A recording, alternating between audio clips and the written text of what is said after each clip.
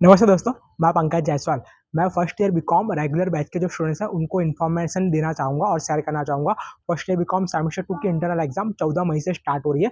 बहुत सारे स्टूडेंट्स, मैं बात करूँगा अराउंड 700 के आसपास ये स्टूडेंट्स हैं कि जिनका सीट नंबर जनरेट नहीं हुआ है। और उसका एक रीज़न है कि उन्होंने उनका जो ऑप्शनल सब्जेक्ट है 7th नंबर का वो सिलेक्ट नहीं किया, ऐसा मैनेजमेंट द्वारा कहने में आया है।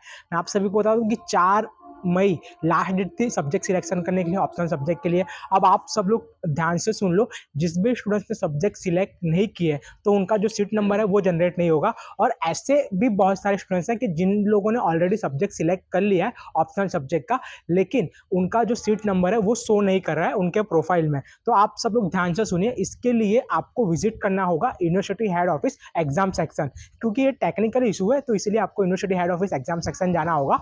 और कल कल हॉलीडे है क्योंकि कल परशुराम जयंती है और उसके बाद सैटरडे, तो सैटरडे को जो है सेकंड सैटरडे है, सेकंड और फोर्थ सैटरडे को ऑफिस वर्क क्लोज होता है यूनिवर्सिटी के अंदर। और उसके बाद संडे है, तो ये 3 दिन तो हॉलीडे ही है।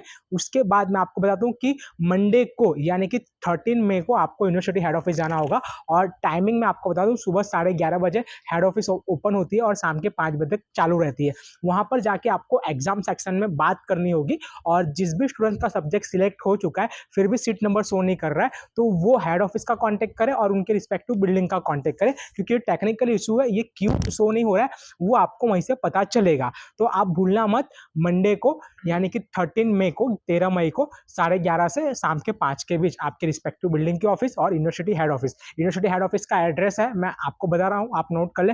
Fatehganj Pandya bridge, Fatehganj near Pandya bridge, university head office, ये एड्रेस है। और फर्स्ट फ्लोर पर जाना रहेगा एग्जाम सेक्शन में, और वहां पर जाके आपको भावना मेहता मैम को मिलना रहेगा। तो जाके आपका जो सीट नंबर है वो जनरेट होगा या फिर नहीं होगा वो वहां से पता चलेगा। दूसरी बात कि अभी तक जिन लोगों का भी सीट नंबर जनरेट नहीं हुआ है वो सभी स्टूडेंट्स इन इंटरनल की जो एग्जाम है सेमेस्टर 2 की, उसमें वो लोग नहीं बैठ सकेंगे। ये मैं क्लियर इन्फॉर्मेशन आपको शेयर कर दे रहा हूँ।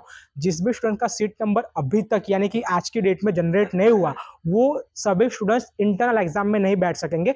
री इंटरनल जो एग्जाम होगी, आपको री इंटरनल एग्जाम देनी होगी, और री इंटरनल एग्जाम भी इंटरनल की एग्जाम की तरह ही होती है और उसमें कोई एब्सेंट या इटिकेटी नहीं आती है। क्योंकि री इंटरनल एग्जाम इसीलिए ली जाती है, किसी इशू की वजह से, किसी टेक्निकल इशू की वजह से या किसी पर्सनल रीजन की वजह से आप इंटरनल एग्जाम नहीं दे पा रहे हो, तो आपके लिए री इंटरनल का ऑप्शन रखा गया है।